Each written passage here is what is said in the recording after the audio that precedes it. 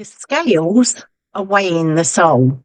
As the new moon rises in Libra, judgment, beauty, and truth converge, asking us to look beneath the surface. So, Libra, the place where the light and the dark balance. So, it's both ascetic and it's judicial.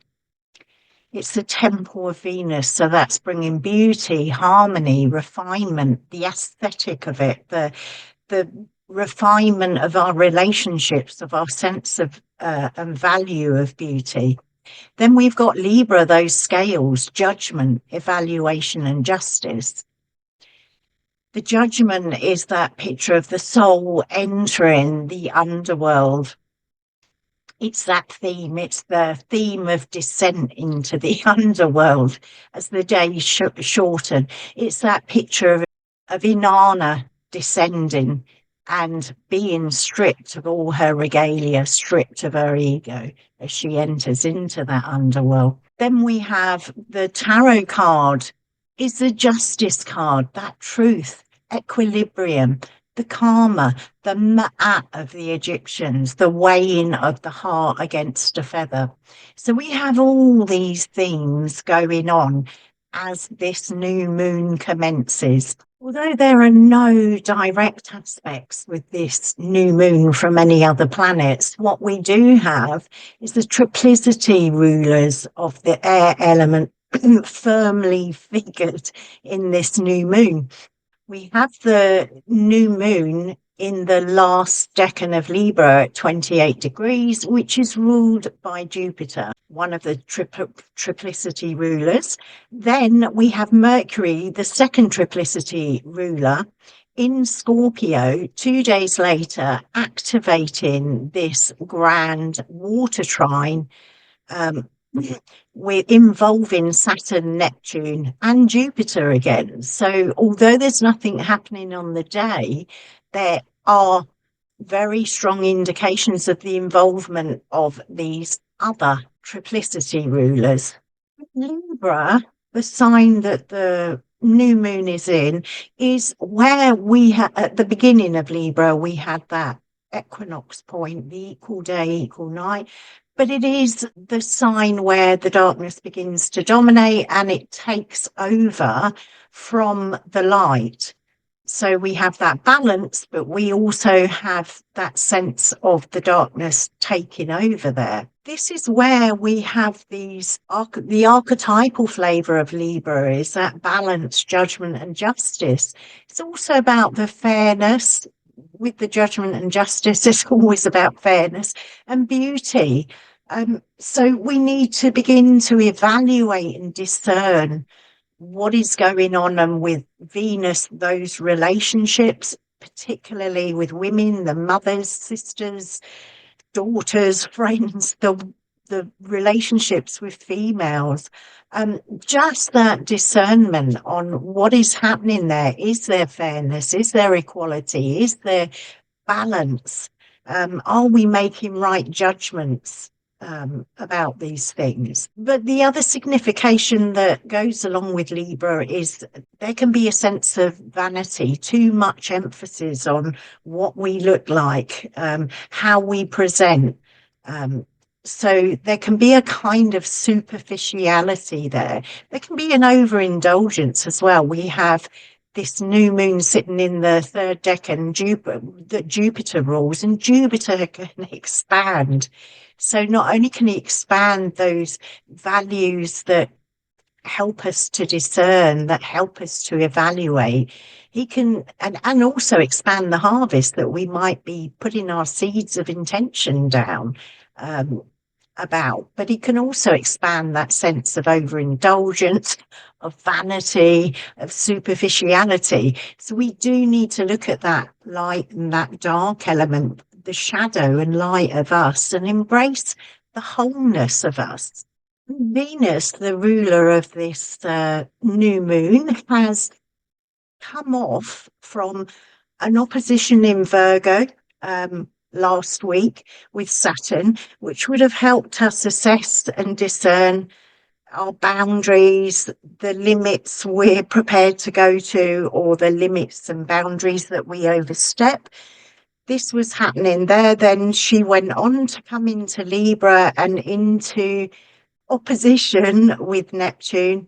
So we have this sense of working out, discerning, judging our boundaries, our limits. What illusions, Neptune can be illusory and it can be boundless. So we can work with this sense of balance in what is illusory. Have we got illusory ideas about ourselves, about beauty, about our relationship with the people in our lives, particularly those who are intimate? 2 days after this new moon, the sun will be ingressing, moving into Scorpio, where immediately it's going to come into a square with Pluto. And here in that square, it's a powerful and difficult tension that's going to be brought in straight after the new moon. Pluto is, lord of the underworld, and we are talking about that descent of the soul, that Inanna mythology in terms of what we're building here, and the way that we're moving into the dark part of the year. But this Sun Pluto square will show the changing of power dynamics. So that could be within us, how we relate to ourselves. But more than that, it will be about the change of relationships, the change of power dynamics in relationships, and in our sense of leadership or ambition and our desires. It's Scorpio, so we're going to become very much in touch with our desires, but also our intentions. So it may be a good idea to wait for that transit 2 days later before you set those intentions down. Or you might want to wait for your ritual until then, until the slither comes up. I mean, I usually wait for that anyway. But it's also going to bring about karmic outcomes. So there has been that sense of the harvest with the new moon, but it's karma around solar figures, so fathers, leaders. And it is going to bring about this transit clarification and more transformation, as if we need more. I guess our soul constantly needs transformation.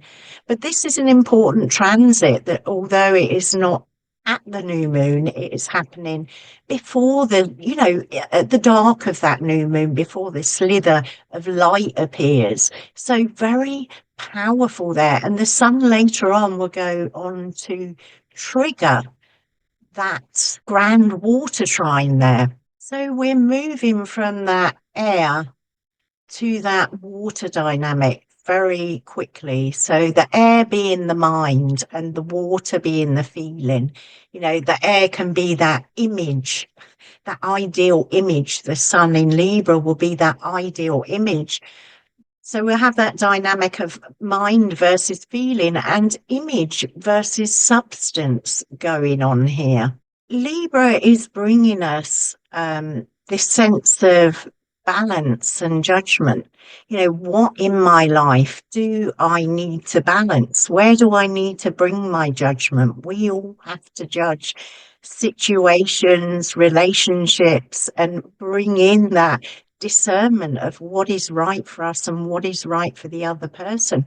We also need to weigh our intentions. What intentions are we putting down? What do we want to fruit over this next month? Weigh them well. It's the scales. Weigh your relationships, but most of all, weigh the truth, your truth, the absolute truth. If you believe there is an absolute truth, weigh that beauty. And then we have this theme of Libra, the harvest time. So this is a time where the time of year where the dark is arising, where we begin to see the decisions and those consequences, that reaping of what we've sown throughout the year. So take some time to reflect on that. What decisions have you made throughout 2025? What are the consequences of those, particularly in terms of relationships with Venus here? But you can look at the full scope. You can look at where this new moon falls in your natal chart and work with those things. What decisions? What are you reaping? Then we've got this theme of vanity and substance. So Libra is a sign of absolute beauty. It is that beauty that she brings. She's Venusian. It's Venus's temple, but that Libra's beauty can really mask superficiality.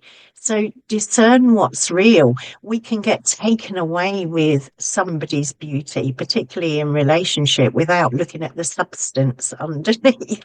So it's that kind of weighing, it's that kind of looking at, um, is it just a veneer? We can look out at anything that we are attracted to, that we find beautiful, and we can enjoy the beauty, but do we want to weigh in with our whole life because of a pretty face or a, male or female? It's that sense of looking for substance, choosing substance, because when we choose that, just that visual, we can make wrong choices, that initial attraction. So this is a good time to discern what is real, what is, it's got some substance and will have some longevity to it. And then those relational mirrors, use your relationships as a mirror at this time. Evaluate.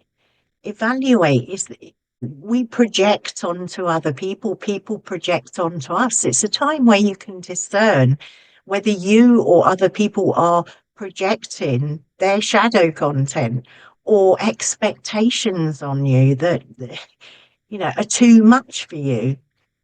So we've got this sense of weighing that mythical story of the heart against the feather, that weighing, that discerning, that evaluating. And Libra's new moon is brings truth and grace. So we need to be very open to that truth, to make use of it. And we're moving into Scorpio season, and I think this square that the Sun is making to Pluto, and eventually Venus will make to Pluto. But it's a good time to be weighing, and we will have these grand trines where we can release those things that are not of value, that are, beauty, truth, and justice. I always think of when I think of Libra. They're your weighing points, yourself, your relationship. Do it. Do it. It's really, really helpful at this point. And the tarot significations for this new moon are beautiful. I've already mentioned the Justice card and the sense of weighing, discerning, the karmic, reaping what we sow.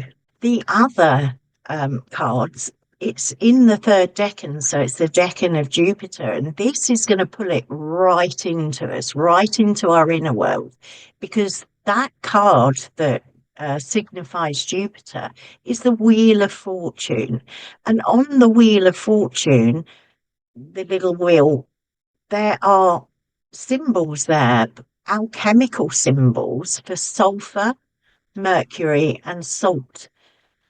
Sulfur is the soul, mercury is the mind, salt is the body. So we have that beautiful triangulated three that we can also attend to. So are we seeing our bodies as temples of soul? Are we beautifying our bodies? Are we taking care of our bodies? We need to weigh that. We need that longevity and that strength of body to co-create in this world. Then we've got our minds. How are our minds doing? What are they dwelling on? Weigh it, look at it. And our soul. Are we doing our soul work? This is an extremely good time, this new moon. And as we are moving into Scorpio in a couple of days, and then we have that Pluto square with the sun, we can look at our shadow.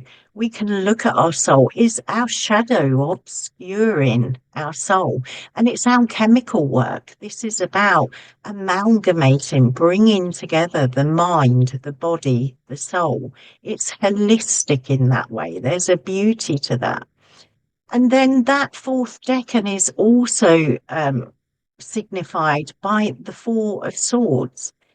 The picture of the knight, he is laying on that tomb.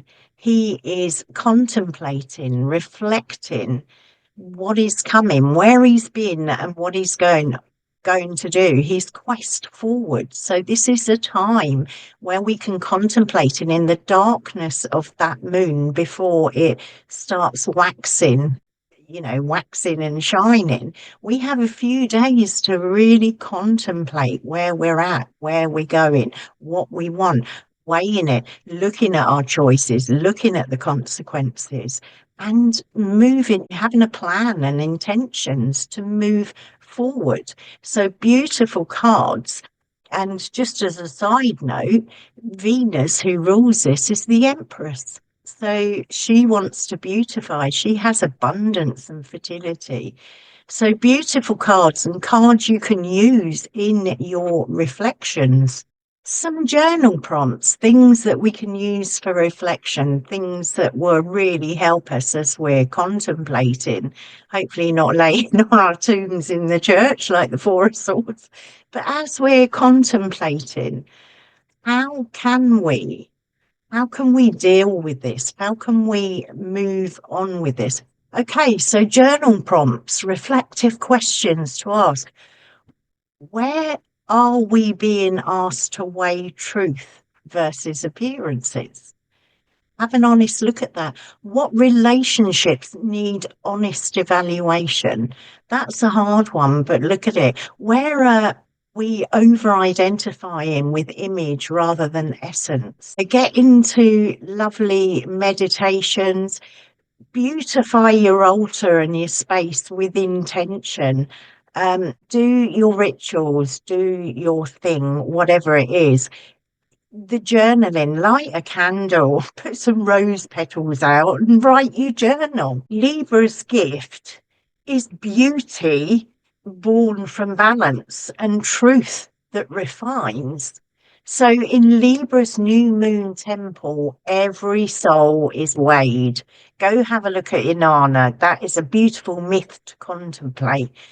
Choose beauty with substance, relationships with truth, justice with grace.